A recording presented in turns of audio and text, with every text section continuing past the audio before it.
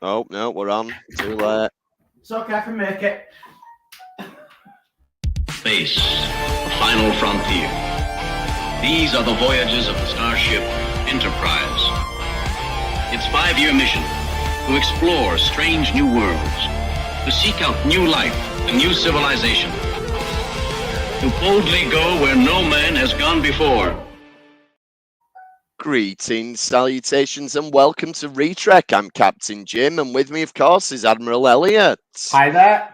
No Dr. Squee this week. He's going to see Back to the Future, Yeah, he had better the things to do. musical, He had better things to do than hang out with us this week. and talk about 3 episodes of DS9 because we're playing a little bit of catch up, so that we can get through the finale. Well, get to the finale in time for us to do a proper season finale at the Sci-Fi Weekender. We want to talk about what you leave behind when we get there. Yeah, I think that'll be a fun one with an audience, with a few I think people so, that yeah. can join in.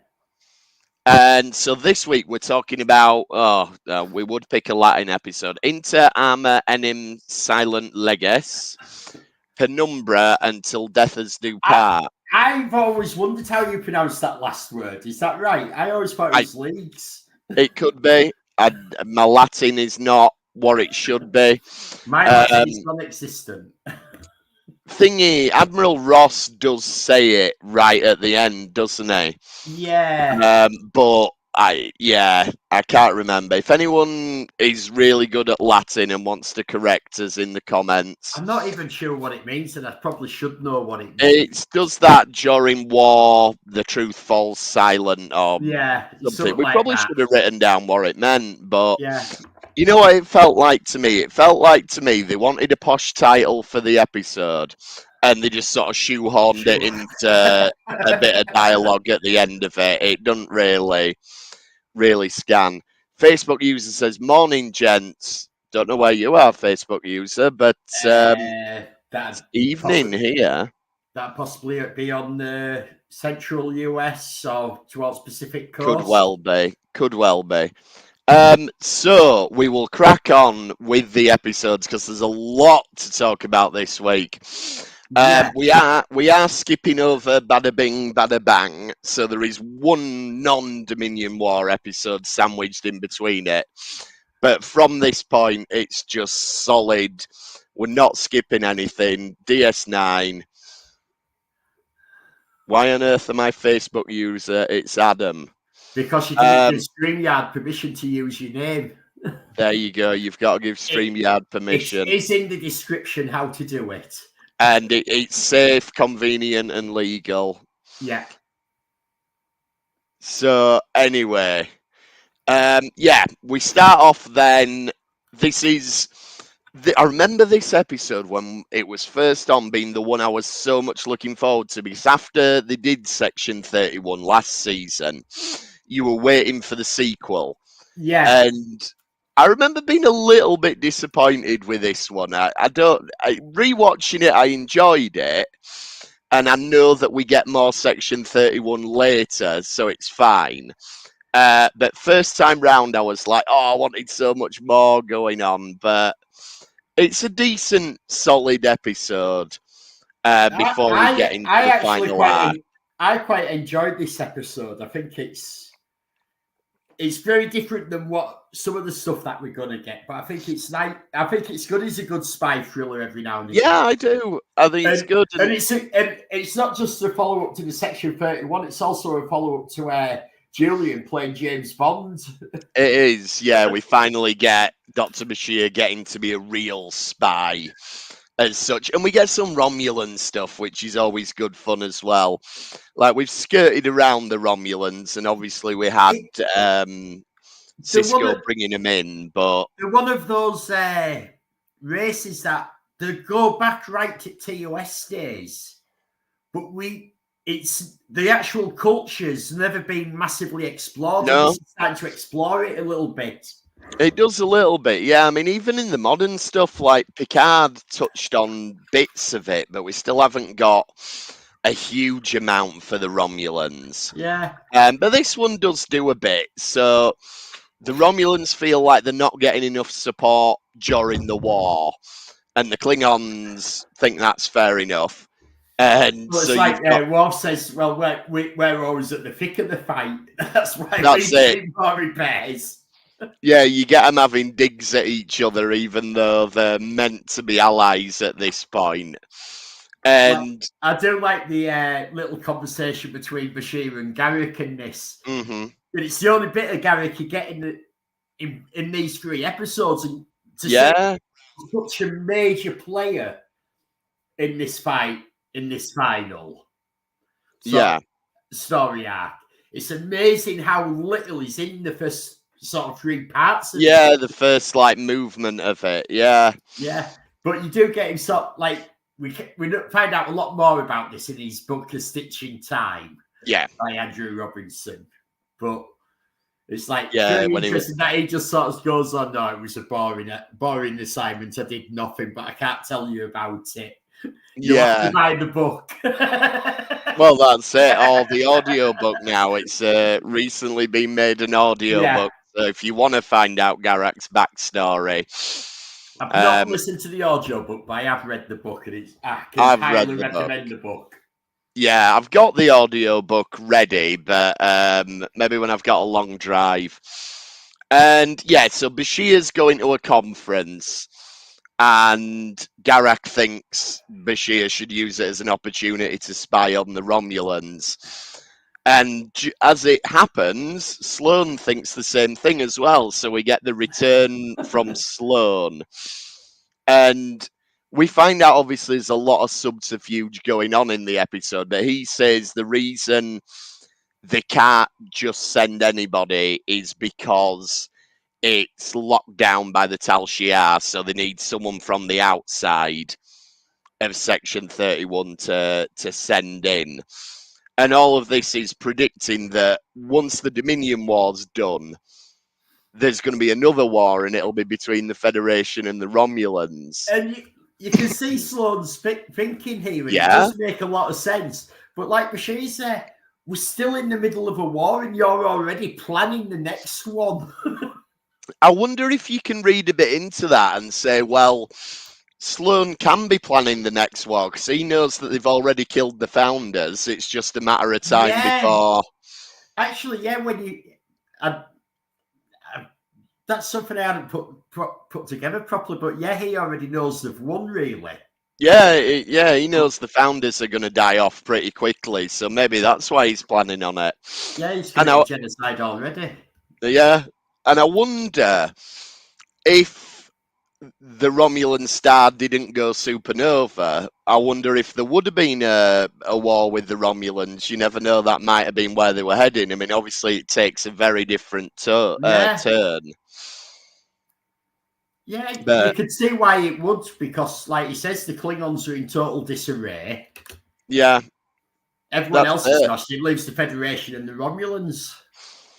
It does, and the Romulans are always up for grabbing a bit of power, especially when there's a power vacuum. So it maybe would have been interesting to see an alternate history if the Romulan star hadn't exploded. Yeah, if we didn't get Star Trek 2009, if they thought of a different way to do a reboot. Yeah, whether there would have been a Romulan war, but we won't find out now. And then you get a conversation with Sisko and Bashir where Sisko's saying you need to take the assignment from Section 31. And we find out here Sisko has been doing some digging into Section 31 and Starfleet have brushed it all aside. Yeah, basically deny anything, but they do know what's going on. And that sort of fits with what we see of Section 31 in Discovery, but also not. You'd think that, you've got to assume that when Section 31 went totally back into the shadows, that they must have deleted everything and hidden everything. Yeah, like, what would make a lot of sense is if they rebranded after Discovery. So if Discovery had called them something different, maybe Section 30. And it had to rebrand to Section 31. Yeah, that's it. There was a known version, and then it went dark. Yeah. I think they missed the trick there with if they wanted to sort of brush it under the table. But you see, that's Enterprise's fault for setting it up as Section 31 in Enterprise. They couldn't do that. Yeah, true. But then it's Discovery's fault for deciding they were going to do it anyway. But, you know, we've talked at length about some of the mistakes that Discovery made. So we'll gloss over that for now rather than get into it every time we talk about Section 31. What I do like about this episode, and it's a really easy thing to do because Voyager's been filmed at the same time. We've got the Voyager set, but I think this is the first time we've seen an Intrepid class ship outside of Voyager. Yes, I believe it is. And it's just nice to see an Intrepid class ship that's not the Voyager. Yeah, and it makes sense. Why wouldn't you have more of this class of ship?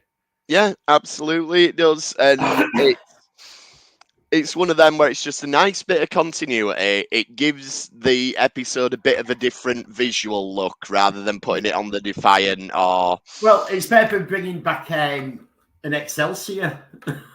Yes, well, that was what TNG always did. An Excelsior or an Oberth class. Yeah, funny that they had them models lying around, and so that's why most of the... It was always weird you never got a Constitution class in Next Gen. I think it was sort of set up in the movies, wasn't it, that the Enterprise being a refit Constitution was nearing the end of they got decommissioned. It was sort of like they were decommissioned sort of 60, 70 years before Next Gen. And it does have one still them still going about. No, it was a decommissioned ship. But they had a model of it that they could have used. They did have a model, but I think it made sense not to bring the Connies in. Yeah, it does. They were from a different time period as the hero ships of a different time period. Yeah. And they were very long-lived as well when you consider how long, they were there from, Well, by TOS, we assuming there's at least 2 5-year missions of Pike. Robert April was captain before that for several missions. So by the time Kirk got on there, and then we had the gap to the motion picture, and then it adds even longer. Like there's meant to be a lot longer between motion picture and Khan. I think in continuity, it's actually about 12 years. Yeah, something like that. It's quite a long time gap. Yeah, and the Admiral in Star Trek 3 says the Enterprise is 20 years old, which actually at that point it's more like 30. But anyway. Well, I'm thinking that's just the refit. 20 years that'd make sense. It'd make more sense. Yeah, you're right. Anyway, so Romulan ale's now legal, which is the main benefit of the... And Admiral Ross has never tried it. So he says. I don't know. I mean, the more we find out about Admiral Ross, the more shifty he seems like he is. So, to be fair, like his reaction to tasting it, he does look like someone who's not actually keen on it. So even if he tastes it before, he doesn't like it. So true. It's sort of like, oh, why am I even trying this? And why have you all been so fussed about having it illegally? Probably because it's illegal. Yeah. I wonder what it tastes like. Because it's Romulan ale, it's not a spirit. So maybe I've always assumed it's like Blue Wicked because that's what I normally drink. But it looks like Blue Wicked, but it's an ale. That's what I want to pretend. So I think maybe it tastes more like Carlsberg, Carlsberg Special Brew or something. Oh, I don't mind Carlsberg Special Brew. Yeah, that's acquired. It's definitely that's a barley wine. That's more like a barley wine it's heading towards. Whereas I imagine Canar probably tastes like Special Brew. It's got that treacly. I've always thought Canar looks like it's just the. It's almost like the malt in the bottom, as if they just alkalized the malt because it's that thick. Yeah, it could be. Yeah. or Tia Maria that's gone off or something. Anyway, we'll get on to Kanar in the next couple of episodes. Then Sloane turns up posing as someone who works for the Department of Cartography, and this is when alarm bells probably should have started going off with Bashir. Like, you've told me you can't send anybody in, but you're here anyway. And yeah, I mean, I'm not saying he should have worked out everything that was going on, but it's definitely suspicious behavior. But then Sloane is like the head of a Black Ops division of Starfleet, so he's bound to be a bit shifty. Yeah, it's a very strange one, innit? It does make sense that he's there. Yeah. Like, he's obviously using the Doctor, and he doesn't want the Doctor as the main operative. He just wants the Doctor to do one specific thing. Well, that's it. And as it turns out, what he wants him for is not what he's telling Bashir he wants him for. But well, he wants Bashir there for a smoke screen. Yeah, like effectively. Bashir played through this entire episode. He is.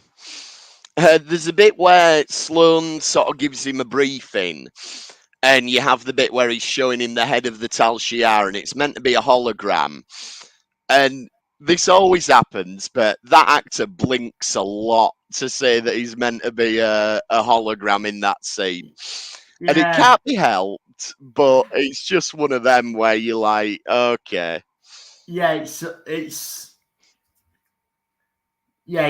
one of those things when you're doing holograms to walk around, and so you've really got the actor there and you just make him believe that it's a hologram. Yeah, exactly. I mean, I suppose the other thing, you could do some sort of special effect where you freeze it, but it'd look naff. Like, did you ever used to watch Police Squad? Oh, yeah.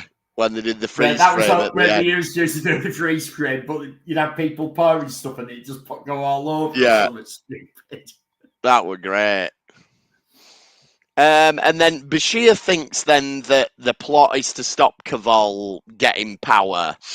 And when he meets Cavall, you get a shout out to the Quickening episode where they talk about the Quickening virus. Yeah, I quite like that episode's referenced a fair few times.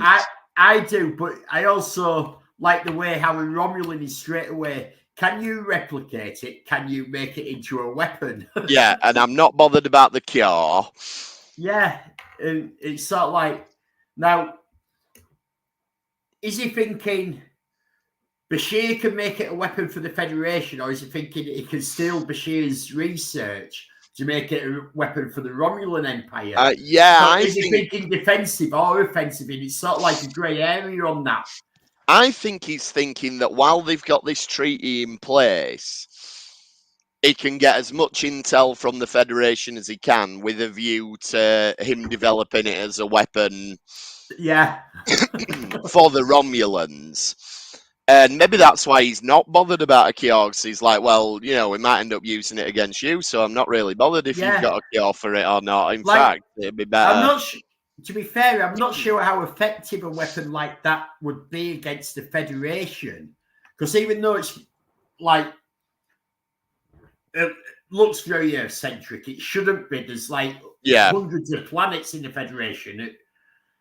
It isn't like the Earth Federation, it's the Federation of Planets. So I think we get to see a lot of humans, but I don't think the Federation's actually meant to be that way. No, it's not. It's just, it's budgetary rather than budgetary and makeup.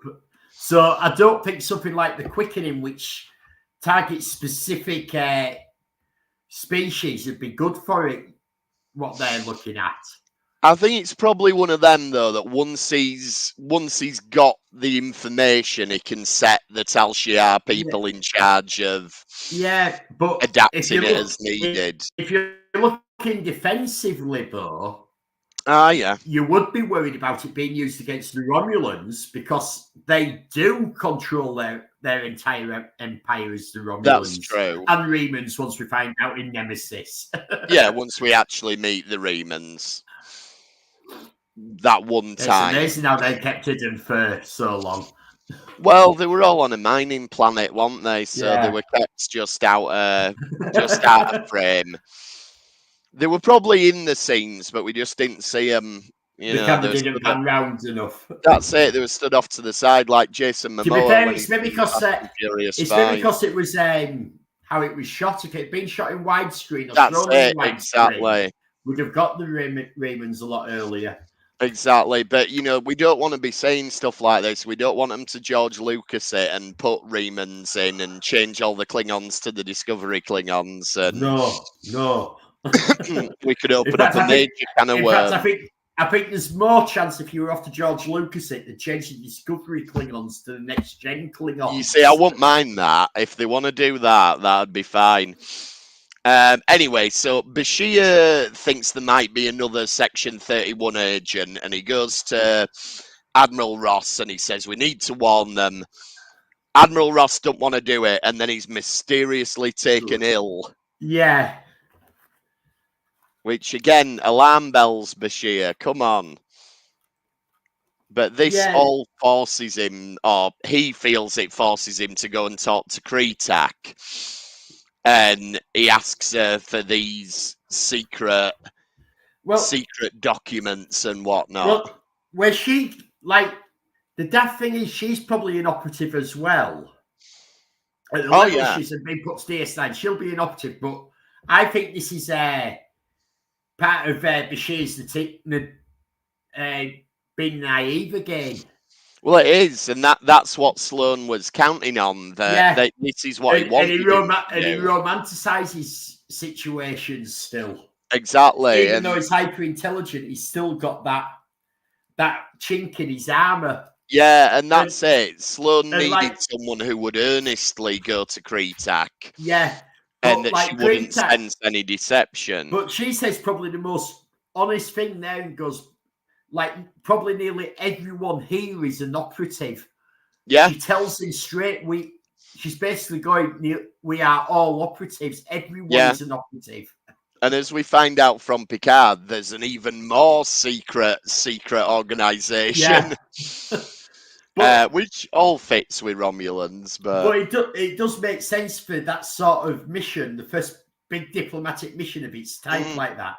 Starfleet are going to fill the Bellerophon with operatives. Yeah, of course, yeah. The Romulans, every single person there, even your little background people in the background, are all going to be operatives. Everyone is going to be watching somebody. Oh, more than likely, yeah. And then Bashir ends up getting dragged away for interrogation now. And to give him his dues, they don't break him. He doesn't talk. I mean, he hasn't got a lot to tell him, really, but he manages to withstand it all. Well, they do say that what they normally use for torturing, how they read someone's mind with the torture devices, doesn't work on his genetically enhanced brain. Well, that's it. And that's probably another reason why Sloan wanted him specifically. Yeah. And he's naive enough to fall into Sloan's trap, but if it does go wrong, he should be able to withstand the interrogation. Yeah, it's... And then he gets dragged in front of the committee. Bashir sort of speaks out about what he perceives to be the plot. And then we get this fake out with Sloan. There's quite a good... They don't drag it out too long. But you get this brief suggestion that maybe Sloan's actually just made the whole thing up and there's no Section 31 and it's just Sloan. Yeah, Sloan's got a vendetta and he is a security operative, but he's actually just a desk jockey and it's great. And if that part of the plot had have worked, that'd have been a real coup for Section 31 because it had got Bashir off the trail, it had got Sisko off the trail, and it'd have made the Romulans think that maybe there isn't a Section 31. Yeah. So that actually would have been great, but finally Bashir does see through it all. And this is where he goes and confronts Ross and gives him the Latin and I know we always, we often praise Alexander Siddig, and as we know, he's a friend of the podcast, but he maybe overhams it a little bit when he starts talking about Caesar and he's throwing his hands up in the air. And but, like, it is clever. Like, they've got, what's the Romulan they've managed to get in place as the operative for Section 31? Koval's the one that they're trying to get in place. Well, they do, because the one they're trying to get rid of. Yeah, and Kreetak. So they've got rid of Kreetak. They've got Koval in, who's the one who was interrogating Bashir. Exactly, yeah. They've done. No, it does. It works out really well. It's, Koval was probably going to got rid of, and they think, no, we want him to stay in power, so let's use Bashir as a pawn to move all the pieces into place. And apart from that, they don't get away with the whole there's no such thing as Section 31 Blag. It's a very successful mission for Section 31. They get away with the main no such thing as Section 31 was probably sort of like, you put all the bits and then you go, oh, let's try this as well. But yeah, that's when they do it like in business analysis. That's it's not a must-have. It's a would be nice to have. Yeah, this would be a nice little cherry on the cake. Yeah, so, well done, Section 31. We'll give you an A- for the overall mission. Yeah, we do find out what Sloane's like, how his mind works later.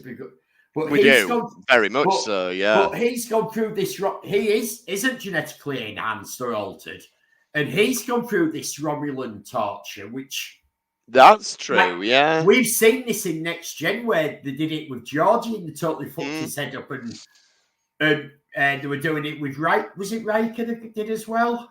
Or was that a different alien? I can't remember exactly. They did it a few times, so we do know they are very, very good at this mind manipulation and reading the mind with this torture device. So he's allowed himself to be captured and put in this torture device, and under this torture device that they know is 100% effective most of the time, to actually tell them a lie. Yeah. that they break him down enough to get a lie out of him. Yeah. And like you say, we'll get much more of a literal insight into Sloane's mind a little bit later.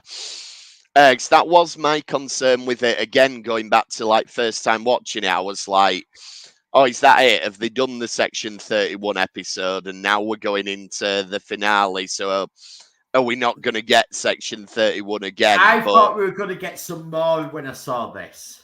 All right, good. Yeah, I wasn't sure because until DS9, really, when you had your recurring characters, you got them once a season. Yeah. And that was it. And DS9 did that a little bit with like Zek. We get one Zek episode, we get one Mirror Universe episode a season, roughly. But I think like they tied up the Mirror Universe story for DS9. Yeah, after a fashion.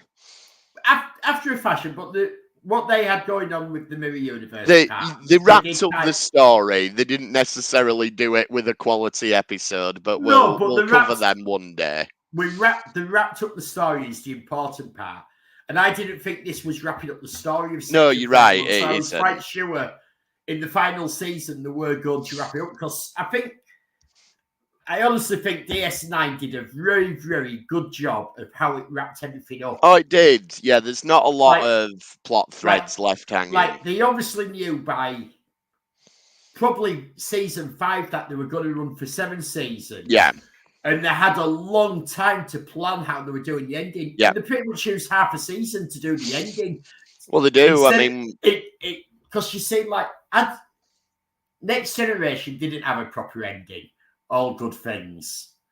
It was just a really good quality ending. Voyager had one with Endgame, but it has faults and could have done with an extra episode, maybe 2 more. Definitely. To tie it up properly. TOS, completely different kettle of fish. Let's not go there. Enterprise, Enterprise, mistakes were made. But yeah, DS9 got to finish on its own terms as a TV show, whereas all the other ones thought they were going to get a movie. And I mean, TNG did, TOS did. TOS didn't think it were getting a movie at the time, but I think Voyager thought maybe Enterprise. I think DS9 had actually been told they were getting a movie, and it fell apart. Right. Well, I didn't know. I'm quite sure I remember when DS9 was coming to a close that we were getting a DS9 movie. There was all sorts of talk about it. There may have been rumours and things, but listening to Ira Stephen Bear, he wanted to wrap it up as a TV show because he didn't expect any more. But how they wrapped it up was brilliant. Yeah, and we can't fault, and we are going right. We're gonna get there soon. So let's start the final arc then. So, and these are actually called parts 1 to 10 on Netflix, which they were not called when they were on TV. I don't know why they've put that. That is not the official episode names. I think maybe they've done it for the benefit of 30 seconds. I'll let you know how they were when they came out on video. Right. Well, yeah. I mean, they were just back in 30 seconds. Talk to yourself. Right. I will do. I'll queue up the episode then while Elliot goes to get his VHS collection. But yeah, it was known for a long time that DS9 were going to wrap this up with effectively a 10-part episode, even though it's not called a 10-part episode and it's not part 1, part 2, part 3 as Netflix would have you believe. But they clearly set the stall out that this is what they were going to do. They did a bit of a dry run of it at the start of season 6 by having a 6-episode arc. But now we're going out with 10 episodes back to back. And Elliot has returned with his VHS. Now, we can confirm it was not called part 1 and part 2. No. It was we Penumbra. Just episode names. Exactly. The only part 1 and part 2 is what we leave behind, and that's only because they split it for syndication later down the line. So this one shows us right from the start that we are going to be finishing up our story arcs now, because we've got Sisko starting straight away planning a house on Bajor now. And he says, I've bought it this afternoon. And it's like, I wonder if he got like an emissaries discount. Like, who's going to say no? Like, I'd like to think that Sisko didn't hardball them, but if he went down and said, I'll give you threepence for this land, they'd have to say yes. To be fair, in these next 2 episodes, there's quite a few instances of Sisko being charged money. Yeah, and I don't get where. And it is one of those. It's one of those stupid things that was established in. I don't think it was established till Star Trek 4. No, I don't think they officially said. Yeah, but in Star Trek 4, they put it into canon that they didn't have money, and it's created an issue ever since then. It has, particularly when you want to do like DS9, where we're interacting with other cultures and spending time in a bar with a capitalist who's definitely not giving you the stuff for free. But somehow Sisko is really bolstering the Bajoran economy over the course of these 2 episodes, because he's throwing his money around left, right, and centre. He doesn't really consult Cassidy about this. I mean, it turns out she's happy about it. Well, to be fair, he's buying this and they're in a relationship, but they haven't moved on. He hasn't asked her to marry him. No, he's just like, guess what? We're going to live on Bajor. No, he doesn't. He goes, I might retire there. And then he asks her that I can see you living there with me. Would you like that? True. He doesn't go, you are going here, woman. I just think they're kind of serious enough at this point that maybe he should have run it past her. But then she's kind of used to him doing mad Bajor related stuff at this point, you know. She's probably thinking, well, all he's done is bought land. At least he's not digging holes trying to find another lost civilization or something. Yeah, he's not getting me possessed by a Wraith or anything. And he's getting, he's getting into this, I'm a half wormhole alien now, because he's like, well, when I look in the mirror, I don't just see a man anymore. I see something a little bit more.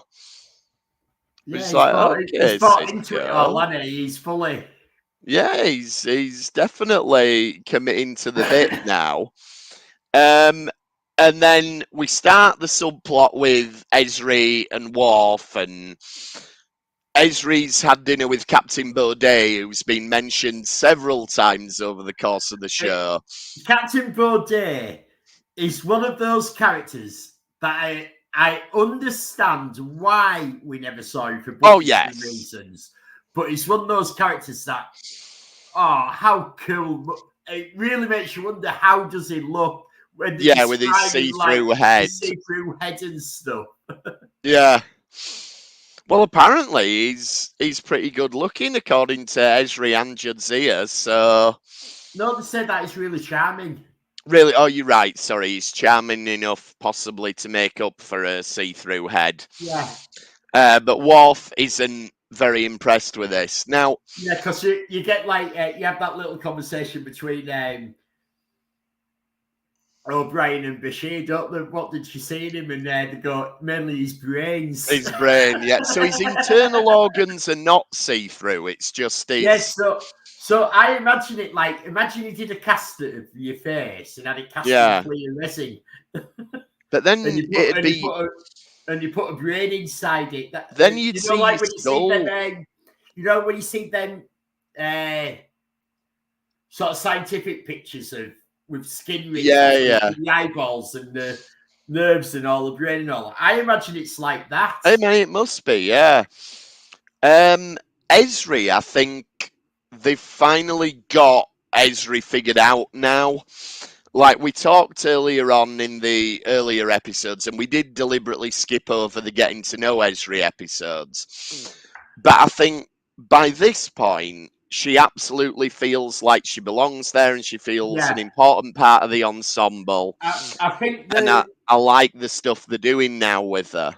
Like they did shoehorn quite a lot of Ezri episodes in at the beginning of this season that we have skipped over, and it was necessary because she, as an actress coming in and you fill in a role of a really well-established show, and you've got to fill in for the last season. You've got a 1-year contract. Yeah, shining. It's hard. And how do you gel with the other characters to get chemistry going? And that's it. But I feel like now they have nailed it.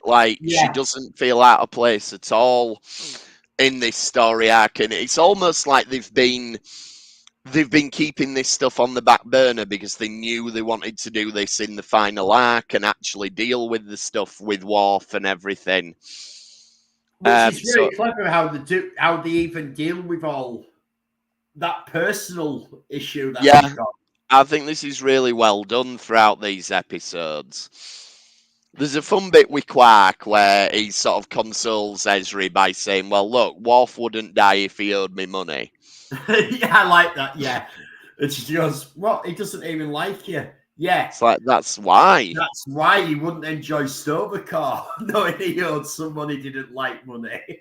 Yeah, absolutely. And we get to go back to the Badlands. I know I'm jumping ahead a little bit, but it's always nice when we get them cool Badlands effects from the Voyager pilot. Like when you think this is 1990s TV budget CGI. Yeah, and it still holds up and looks good. It does, yeah. And at the same time, you had George Lucas with mega budget movies that putting out the Phantom Menace. Yeah, which is getting its 25th anniversary re-release. If you want to feel old, but I won't be bothering going to the cinema to watch that one again personally. But there you go. No, I actually watched a documentary on why the Star Wars movies look so bad, and it was quite interesting. All right.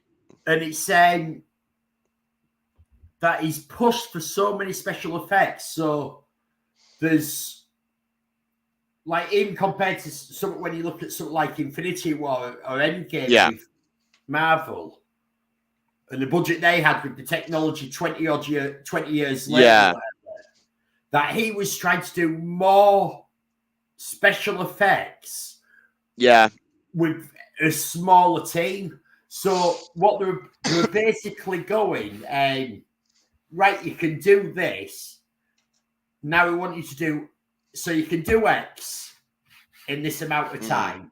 Now we want you to do X, Y, Z and ABC in the same time. Yeah, and I think there's one...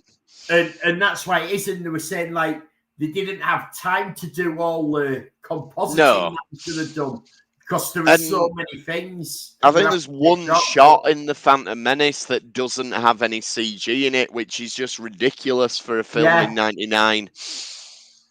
Anyway, there's a real just throwaway line from Damar, which I only noticed this time, but is actually some really nice continuity for...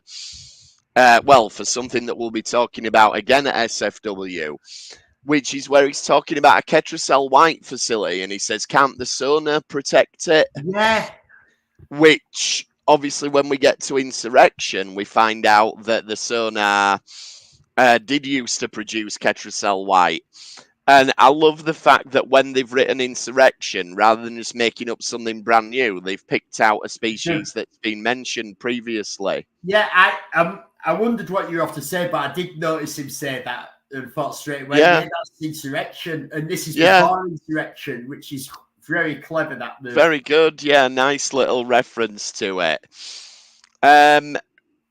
I don't know where this is going, but I've made a note of it because I'm sure it's something that'll come back later, which is where the Founder wants a subspace link setting up. And I don't think that's paid off. I bet it's for the Breen, isn't it? It's for the Breen, yeah. There we go. So it is paid off in these episodes. Yeah, it is paid off in these, yeah. I got that straight very quickly. There we go. I'm going to jump quite a bit ahead, but were you at any point surprised when the Breen met up with the Dominion? Oh no, not at all. No, that. and I'm talking not like on these rewatches because obviously we've seen it. And not I mean, even originally, no, it was it was a very sloppy way to get to the cliffhanger. They even telegraph it. The cliffhanger of the next episode. They even telegraph it visually, like whenever it shows the Dominion ship, it shows it moving left to right, and when it shows the Breen ship, it shows it moving right to left. Yeah.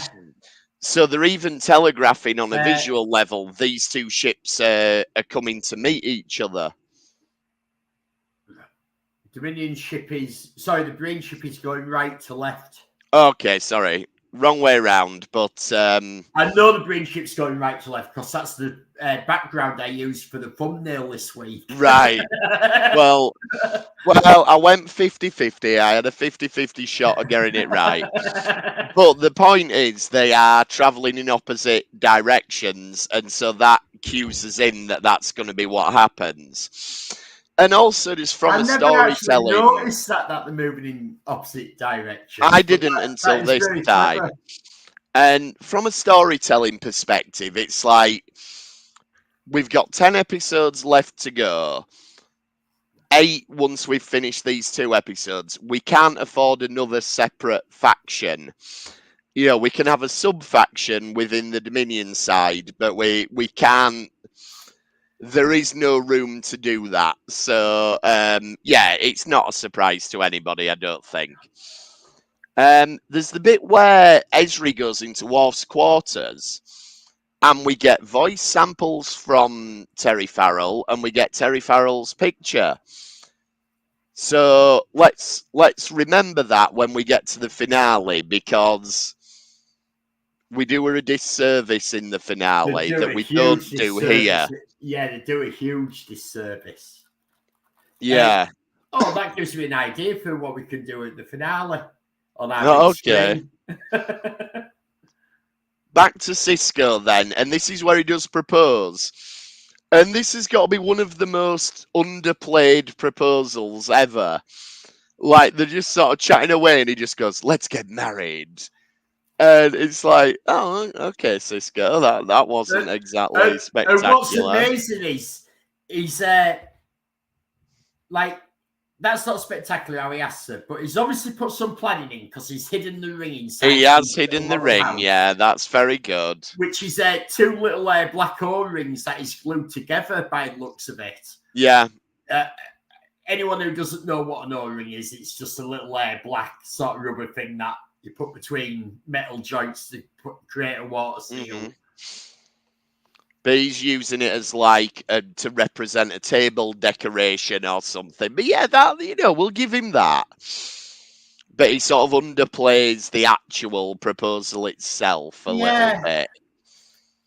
Then, Dax finds Worf in the Badlands. I do like how there's bits here that I think are very clever continuity, that they've got the continuity right, because like we have, like the Defiant has gone looking for Worf, and we've found so many escape pods, but we haven't found Worf's. But they've all from, I can't remember if it was starboard or port side they found them from. They found them all from the starboard side. Yeah. So and they have to give up because Dominion are coming. So fair enough, they have to pull back. Yeah. Got everyone they could. And Ezri goes and steals a shuttle. Yeah. Or a runabout. And you have her doing the stupid, I can't hear. Oh, yeah. And Cisco knows, and he does say to Kira, he goes, I am not going to stop her because she will never forgive me. Which is fair enough, yeah. And if I bring her back, she'll try again or never forgive me. Yeah. So he lets her do it because she needs to do it. But when she gets there, she starts looking and she goes, where would an escape pod from the port side have gone? Yeah.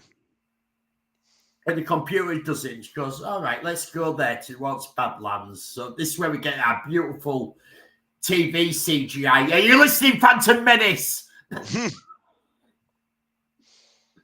Where we get our beautiful TV CGI of the plasma fields. We do.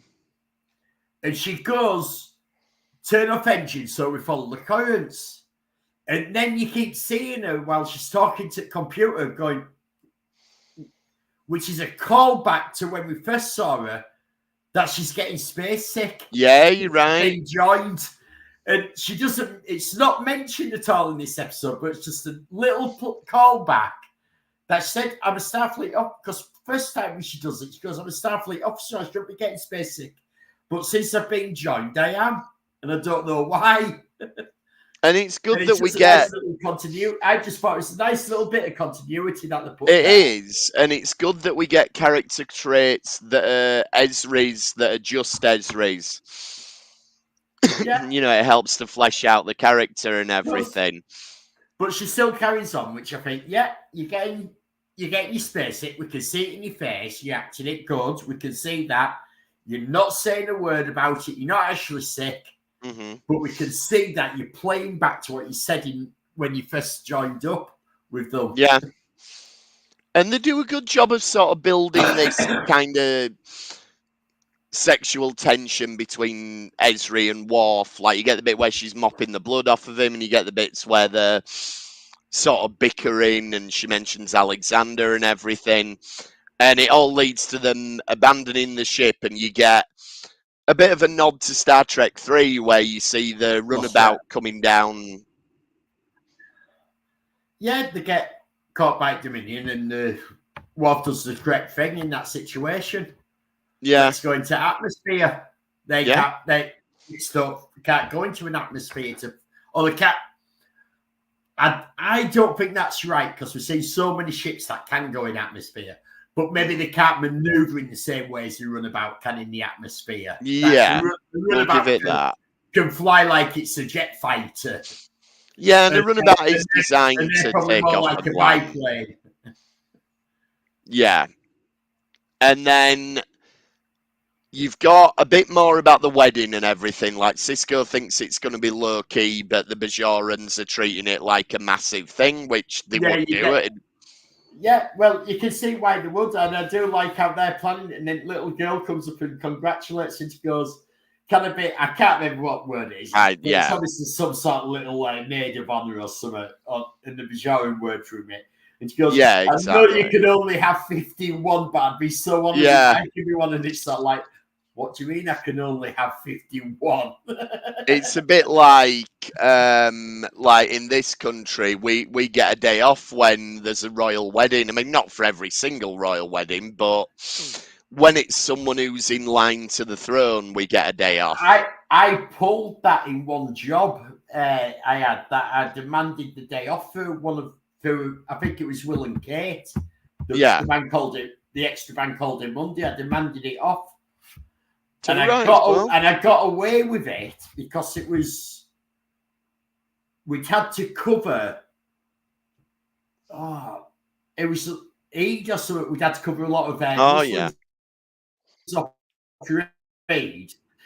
I pulled the fast one this is one of our Christian things.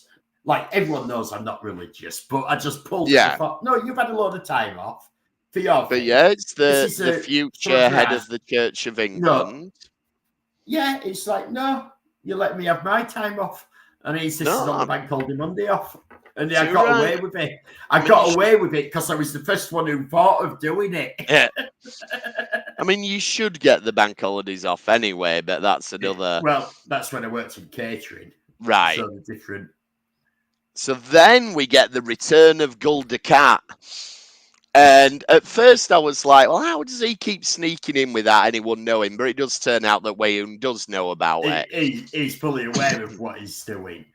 Like, exactly. And I do like the little play Weyoun does with Damar on this. He goes, and he said, don't think I don't know what you're up to. Yeah. And all that. And it's obviously, he does know about Gul Dukat. And he lets him out go, what do you mean? He goes, Gul Dukat used to sneak off for his liaisons through the his women.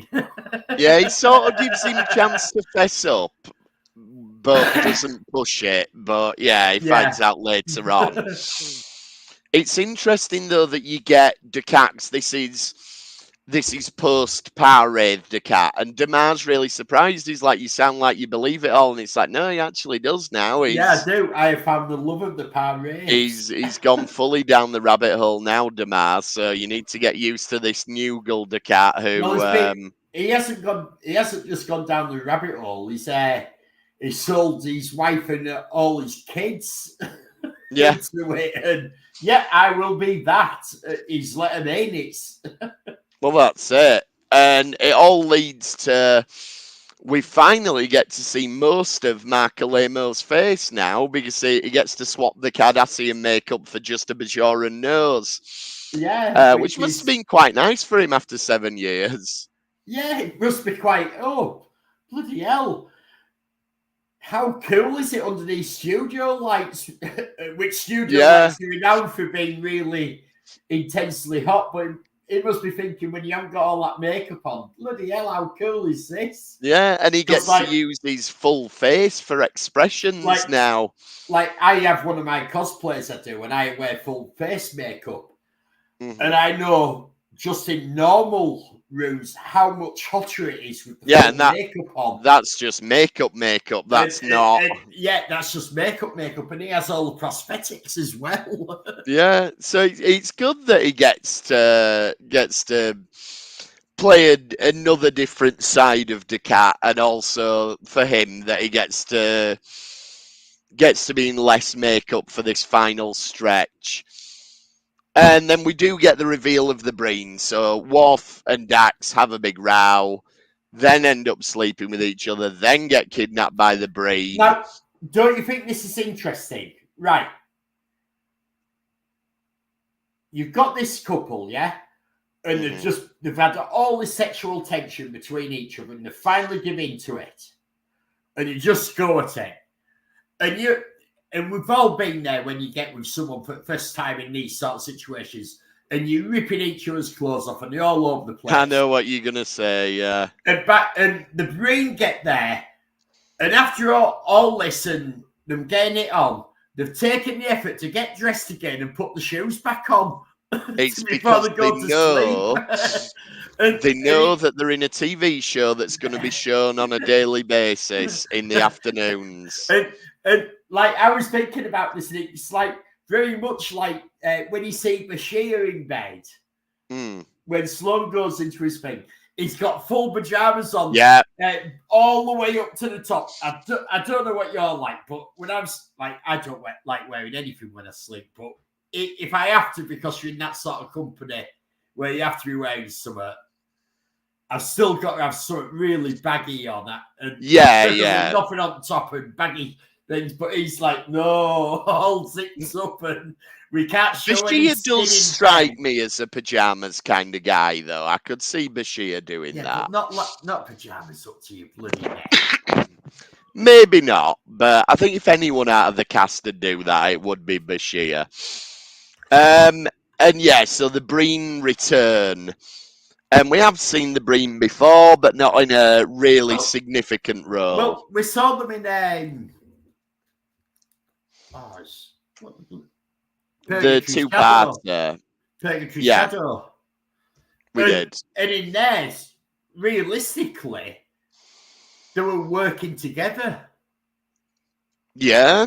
They were allies. Yeah, so the last time we saw the Breen, you have to say, well, no, the Breen, last time we saw them, they were allies. So this is actually quite a bait and switch. It is, yeah. And they've been alluded to a lot in Star Trek, but we've only seen them very rarely. And we're obviously going to find out a lot more about them in the episodes to come.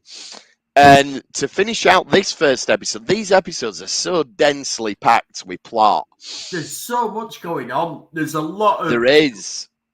And so the prophets tell Cisco not to get married. And that's where we leave this episode. Doesn't Kai Wynn come in this episode? No, that's the start of the next episode. So Kai Wynn comes into it. Because I've watched all three of them back to back, it gets a bit... Where to start and exactly. She's already. We'll move straight on to the next one then, but she's already having a go at Cisco. Like, well, hang on, why don't you ask me to do the wedding ceremony? I'm the Kai. What's going on here? Well, yeah, but she does it her way of wording it sort of politically. Like she does, yeah. And I understand that you've asked Benedict so-and-so is obviously... Yeah, he'll be all right stepping down. I'll have a word with him. He'll be okay. He'll step aside for me. Not a problem. I'll be doing this ceremony. Like, it's like, this is the most important wedding that's ever happened on Bajor. Yeah. I am the head of the religious order. I am fucking performing it, and you... Yeah, well, it's like... Again, going back to our royal weddings, it's like the Archbishop of Canterbury doing them. Yeah. You know, this is what would be expected. Yeah. And Cisco isn't intentionally having a dig, but he does mention speaking to the prophets, and she's like, oh, well, he's never spoken to me. Yeah, not told me anything ever. But then they do. Except we know, because we're watching it on TV and we can see the evil lighting, that this is clearly not the prophets that are speaking to her. This is the Parades. But now we do know the prophets aren't linear, so we have to imagine the prophets knew she was going to always turn to the Parade. Yeah, they did, and that's why they've never spoke to her. But yeah, that makes sense. They could have saved themselves a lot of hassle if they had ever spoke to her, even if it was just a slight thing going, oh, you're going to be Kai one day. Yeah, true. But don't push it, but you'll be Kai. Don't push it. Just so they could see, so she knew what the prophets were like. And then she'd have known that it wasn't the prophets this time. True, yeah. The prophets use largely sort of blue lighting, and It's generally a bit brighter. There's definitely some orangey, reddy overtones to this vision. They obviously all play with the contrast and colour balance. Yeah, we know this is not a good thing. And then, but it's very specific.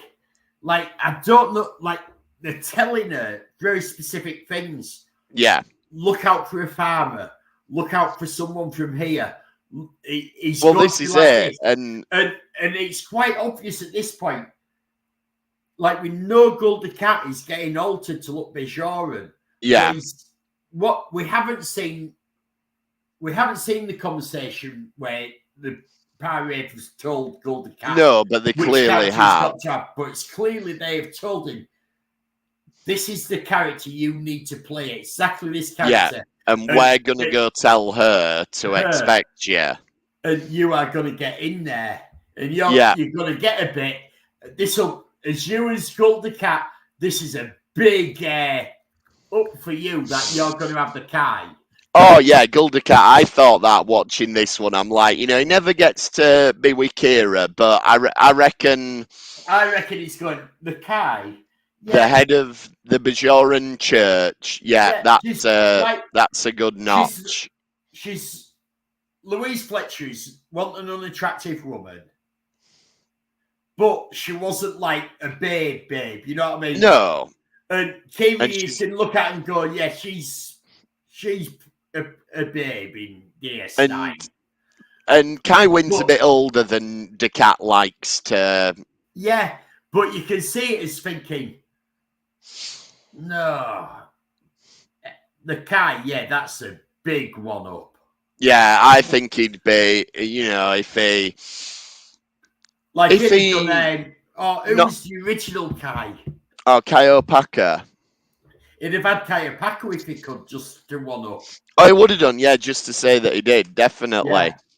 Well, maybe or maybe not, he'll get to brag about it. No spoilers for what happens with Dukat. Worf and Ezri, then, they're just arguing more. We're kind of repeating beats here. Though there is quite a cool bit where we find out that Worf's been trying all the classic escape attempts, like, my roommate's ill, you need to let someone in. And I do like that he's been trying all the classics. You try to bypass the... Yeah. But and a lot of these are things that are actually the classics that we've seen in TOS that Kirk always got away with. Yeah, absolutely. And we do know that Kirk was almost like required learning at Starfleet. Yeah. So anyone who's gone through Starfleet will know about Kirk's escapades, or even if you've seen escape films and stuff like that. They don't do films in the same way. But you can look at Kirk is what we've seen of TOS. Kirk has pulled all these things that Worf is trying, and Kirk got away with them. And these would be required learning at the academy.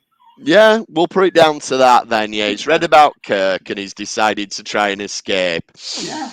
Dukat has a really interesting conversation with Damar before he leaves for the station, where he basically plants the seeds of where Damar is going to end up. He's saying, you could be the leader of Cardassia. You could actually be a force for change. Yeah.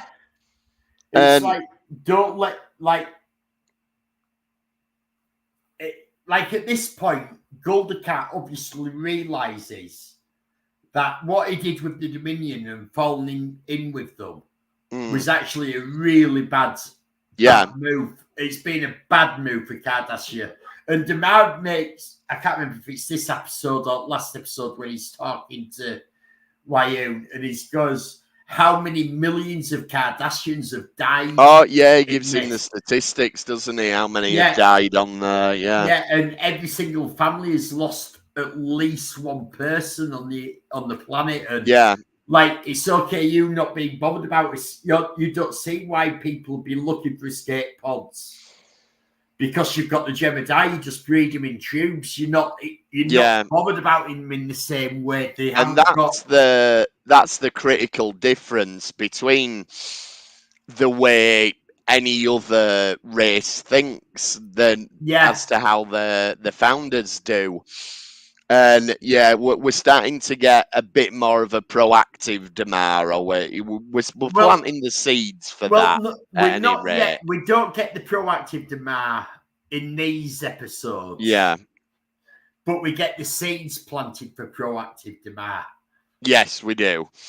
And then there's a really nice shot of Descartes as the Bajoran arriving on the station. And there's the part before Descartes and Damar have their chat.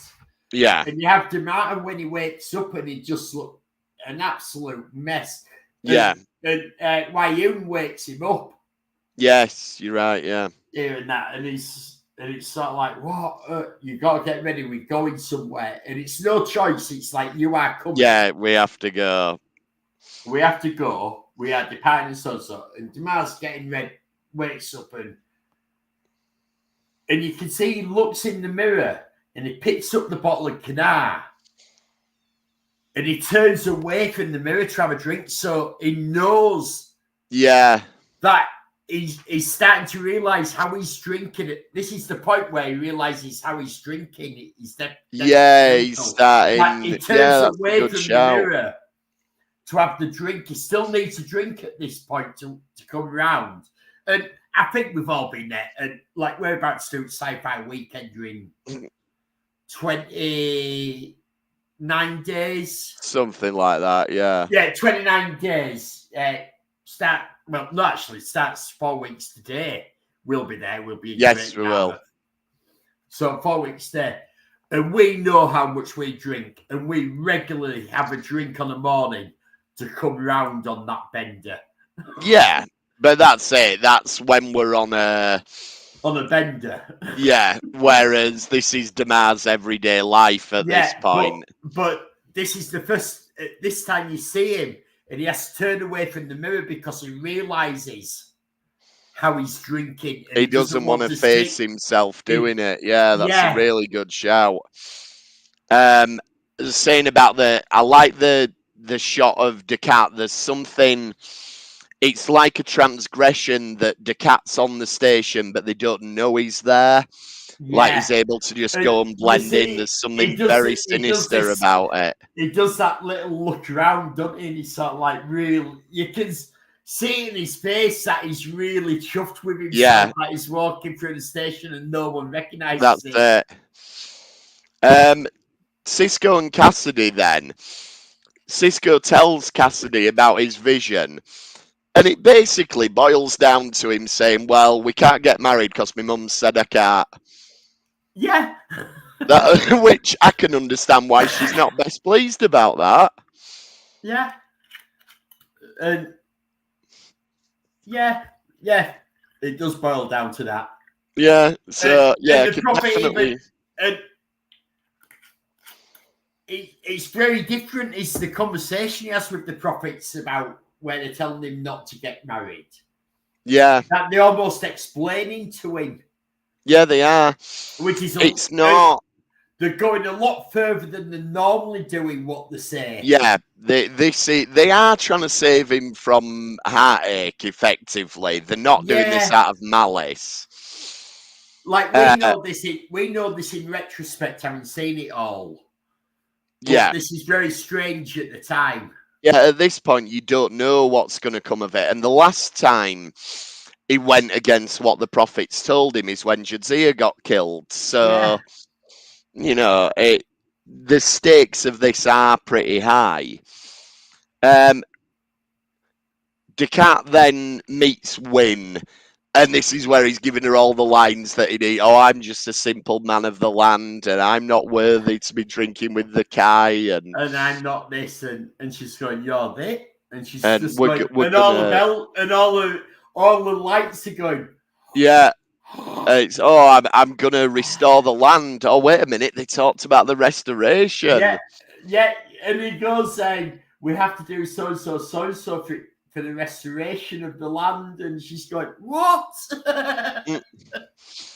And I do I do like the way, as far as she's concerned, the first time the prophets ever spoke to her was about 5 minutes ago, or maybe a day ago if we're being generous. Yeah. But the way she talks to him, because she thinks, oh, he's in awe of me because I'm the Kai. She says it almost as if, oh, well, last time I was speaking to the prophets, they told me this. She makes out almost as if, yeah, me and the prophets all the time. Like, she's the religious leader of Voyager. Yeah. And we know not just Cisco as prophet experiences, but we know Kira and other people, other Bajorans have had religious experiences with the prophets. She is not. I imagine, like, you've got Kira knows that she hasn't spoken to the prophets ever. Yeah. And Cisco knows she's never. But I bet that is not a wide. No, absolutely not. And spoken to the prophets. I imagine most Bajorans imagine that the Kai talks to the prophets all the time. Yeah. But it's just funny in a sign of her arrogance that she's more than happy to let him. But I was off to say it's like, I'm an atheist. I don't believe in God. But I imagine, like, members of the church, people who go to church, who are just normal people like us, they've got to imagine people like the Pope and all that are actually in communication with God. Yeah. There's got to be something like when you have these in America where you see these stupid people who go to the ones where they get cured and all that. Like, they've got to believe revival meetings. But they've got to believe that these people are actually speaking. Oh, yeah, I'm sure they do. Then Worf, there's a couple of out-of-character bits for Worf here. I'm going to cover chronologically the second one first. So, the Breen break in and they make short work of Worf. This is obviously to show us how tough the Breen are. But that's out of character for Worf that he gets beat up so easily. But just before that, he's having a nightmare after this torture. And he mentions Alexander. Now, that's really out of character for Worf that he's talking about Alexander. Yeah, it's like you don't know how far into the subconscious and everything. They've had to go a long way. Worf's a very deadbeat dad. So. Like, there was mention... Like, Ezra mentioned to him about how Alexander had been promoted to a weapons officer. And Worf wasn't impressed. And he's sort of like, oh, well, it must have been desperate. And that's it. Are you ever going to give him an easy time? Nope. No, he's not. This is probably the last time he ever mentions him. Yeah, so. but it makes you wonder under torture because we see what happens with Ezra after the torture. We do. And it makes you wonder if they're really going... Yeah, maybe they're... Going into the deep emotions as opposed to going into the deep air, trying to find out the secrets. So are we giving Worf the benefit of the doubt and saying that at heart he cares about Alexander? It's his son and he cares about him and he loves him at heart because the Breen, it's almost like the Breen are looking for a chink in your armor, so they're not trying to find your secrets out about the military or whatever. Them sort of secrets. They're trying to find out your deep secrets. Yeah, something that we can use to break you, sort of thing. Your personal things. Go on then. We'll give Worf the benefit of the doubt and say that deep down he cares. Especially with how Ezra reacts after. That's the other bit, isn't it? Which sort of ties it in together. Yeah, we find out that Ezra subconsciously is in love with Julian, and that is quite a good scene where she goes, "Oh, am I? Hang on, let me think about that," because it's news to her, really. Well, she had that dream, hadn't she? And she'd spoken and she'd gone, and it turns out it took the mask off, and it was Julian at the end of my dream. Yeah, so she's definitely thinking about it, but I want to go back to that little dream because it's a really nice touch here, and it's about Ezra, and it's a bit of her character. And she's having that nightmare, and she wakes up and she starts telling Worf she's being chased and this and that and that. And he takes the mask off, and it's Julian. And Worf goes, what? And that was it? And she goes, yeah. And she starts analysing it. And she goes, why are you trying to analyse? She goes, I'm a counsellor. This is what I do. This is my job. I analyse. And Worf at this point's like, I don't like analysing dreams. Then later on, it's like, well, you dreamt about Dr. Bashir. No, I thought you didn't like that. Yeah.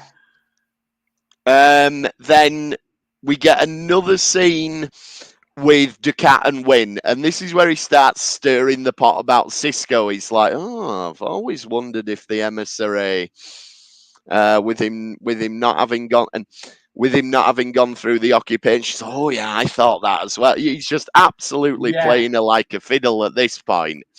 And there's like the part where he goes, Gul Ducat sent this and escaped, and it's like, you know exactly what you're doing. This just shows what a bastard he is, because he's going, oh, I got away from that horrible Gul Ducat, and you like, know that he's enjoying that. He's enjoying rubbing it in. There's a thing about this, the whole thing, and I think, okay, we've taken the makeup off. Mm-hmm. But his voice never changes. Doesn't anybody recognise his voice? You'd think so, wouldn't you? He does have a very distinctive voice. Yeah, and let's be honest, he'd have been doing broadcasts all over the place. So, say it's like this, and he's talking to someone else, and you're behind me. And you hear that voice. Exactly. That's fucking Gul Ducat. You would think so, wouldn't you? And maybe he'll say, like, oh, I'm a simple farmer, but I'm also an impressionist, and I do a satirical play about Gul Ducat. Who knows? But yeah, I know why no one of gets course. It when he's almost. And this is a bit like superheroes. When all the put on is a little eye mask, which is the size of a pair of glasses, but no one ever recognises. Yeah. He's almost gloating Superman. Well. Whoever.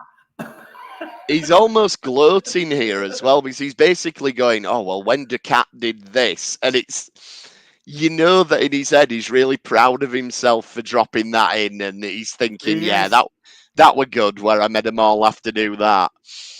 But he has sort of... The best part is that he already knew that Kai Wing had been in Kahoot, had sort of like been involved in getting this one convoy moved. Why he could play her on this one.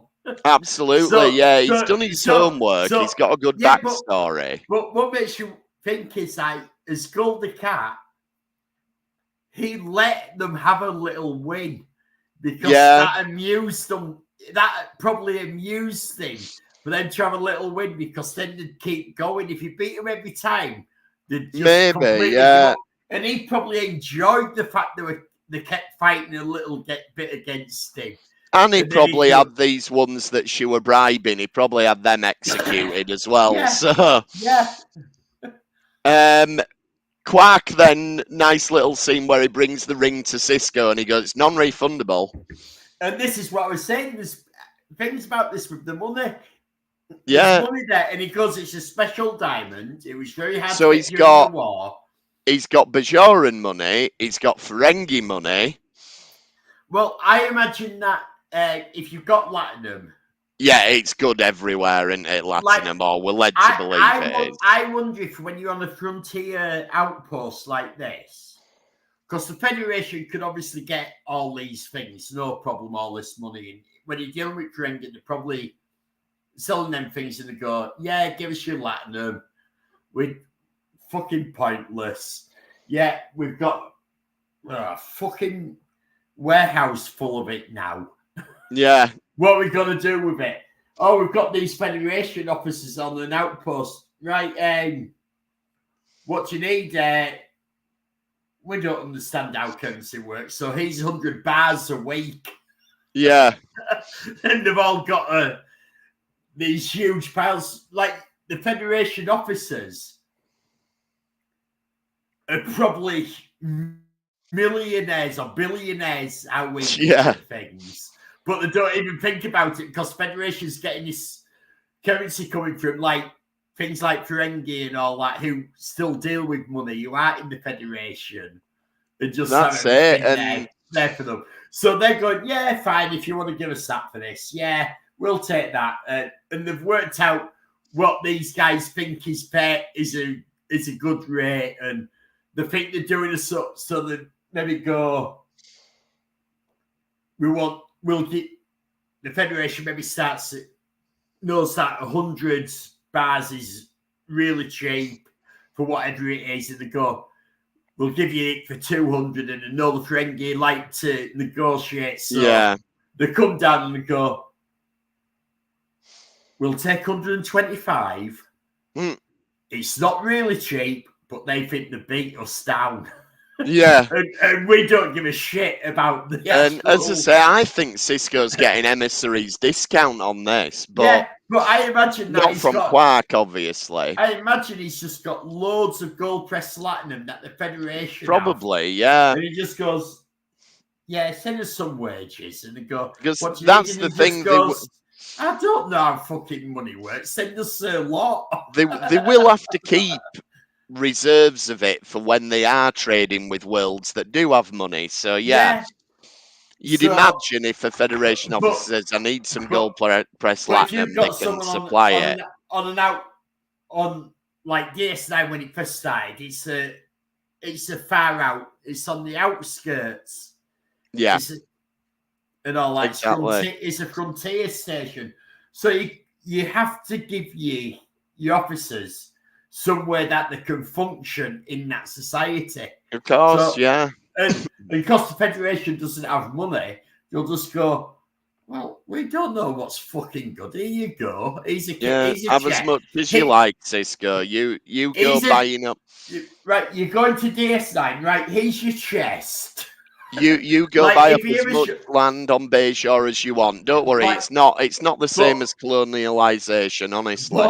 But if he gets his wages, Quark could probably have an heart attack and go, what? You're worth what? Yeah, true. But money means nothing to us. Back to Descartes then. So he goes to see Wynn, and the crops have flowered again. Well, he says the crops have flowered. Yes, he does say that. And then it's a sign from the prophets. And then when he tries to touch her, it's like, don't worry, the prophets have brought us together, so it's all right. And we've got the two biggest villains in the series are now having it on. So there we go. If nothing else tells you that we're in the end game of the show, it's that. We're doing that with the two big villains. Yeah, let's bring them together. And they're a power couple now. That's it. And then Cisco decides he don't care. He's going to get married anyway. Not only that, it's a quick wedding. We're doing it straight away. Kira's not impressed. Kira's not overly impressed, no. It's the first time she's allowed him to do things and all that. But it's the first time that she's actually, you can see that she's not impressed with it. Yeah, and Odo kind of puts his foot in it. So he goes, oh, mate, I hope the prophets forgive him. And Kira's like, yeah, so do I, because this is serious shit. You know, don't make jokes about it. I mean, she doesn't say that, but that's the Odo's trying to be flippant. But well, Odo goes, no, normally Shoemaker and me have enjoyed myself at these occasions. And I think he just still doesn't quite get it.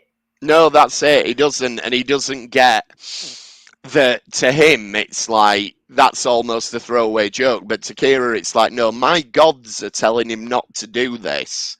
But let's be honest, there's got to be a reason. But Odo is a god, and he's quite happy with him going against God. That's true.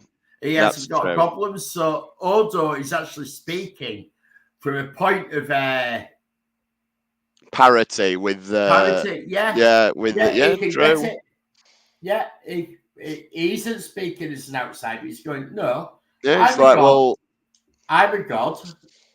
Well, when I tell my minions not to do something, they don't do it because they're genetically engineered to obey every single thing I say. So we don't have this problem. Yeah. I find and Odo thinks that, and this has been established, and we did cover this.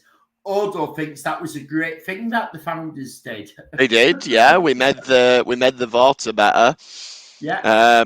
When we enslaved them. Then I like the way the different facets of the prophets are dealt with. Like when they try and stop Cisco one last time, you get most of the prophets are just saying, no, you're only going to know sorrow. You shouldn't do this. But the prophet who looks like his mum, there's almost a motherly thing comes out, like she says, be careful. Whereas all the other ones are just giving him orders. She's showing some concern for him. And I think that's a nice touch that it's like, yeah, that one is his mum. That and the interesting thing, because we all know it, is that this marriage will only bring sorrow. Is it wasn't actually sorrow for him. No, that's it, exactly. They were trying to stop him hurting. All this is like, we don't know at the time, but all this is them trying to stop him hurting someone else. Yeah, they're like, we know how your story's going to end. Spoiler, you know, it's not going to be very nice. So let's try and not hurt as many people as possible. But you're not listening, Cisco. But they don't explain it like that. No, they don't. They sort of say, this wedding will only bring sorrow. Yeah. And then we get the cliffhanger. No, we get the cliffhanger that isn't really a cliffhanger that we talked about, which is the Breen are in league with the Dominion. Not a great shock to anybody at this point, but we do have the thing that even just before the Breen come on board, Wyoon, Damar goes to the bridge of the Dominion ship and he demands to know what's going on, where we're going. We've been traveling for so long. What we're doing, where we're going, and you immediately get the slimy Wyoon. Oh, I was just coming to see you. Yeah, of course he was. Of course you should know what's happening. And we're going to get into this a lot more in the coming weeks, but this is the first sign of the Dominion's got a new toy now. Like, Cardassia was what we used. Cardassia is the Woody, and now we've got Buzz Lightyear with the brains. So yeah, it's like Cardassia, let us get in here, and we've expended a lot of them. We need something new now to play with. We've got something new to play with, and you're going to move down the pecking order, but we'll get into that next week. So next week we're back to just covering 2 episodes. We are building towards the season finale, which we're going to do live at the Sci-Fi Weekender in the Reed Cutters pub. We're planning about 1:30. About 1:30 we're aiming for. Finishing time for 3 for the Troopers meeting. So I am going to be putting out in advance, sort of like for us going out live as well on YouTube and Facebook Live, etc. So keep an eye on the socials. Keep that for about 2. So, but we're thinking sort of 1 o'clock, 1:30, probably Reed Cutters. Yeah, so keep an eye on the socials for that. Speaking of the socials, we're at RetrekPod on X, we're retrekpod@gmail.com. Elliot's got Retrek Model Studios, where you've just been doing some serious computer programming. Well, I actually have had 2 videos come out since last week. I did the finale of the Dirk Newmer nostalgia build. My Spitfire, which was, if you like doing models, it's a really interesting challenge. Yeah. But then I did a load of electronics work, and you don't want to watch me writing code for bloody ages. But I did do a little video and I showed the effects working on the Bluetooth app, and I think it's quite cool. Awesome. So keep an eye on that one. And though he was absent tonight, Dr. Squeeze got the Dr. Squeeze show. Check all that out on... He has an episode going out tomorrow night at 7 o'clock. Tomorrow night, 7 o'clock. And I apologise, I can't remember who he's interviewing, but it is going out at 7 o'clock tomorrow night. But the most recent episode, he interviewed Madame Misfit, who's also going to be at SFW and is a fantastic music artist if you've not checked her out. And she's going to lend me her gold suit to try on. She's going to lend you her gold suit, so we'll see how all that goes. We'll be back next week then to talk about the next couple of episodes of DS9. Thanks for trekking with us this time, and we'll see you next time on the Retrek. Thank you. Goodbye.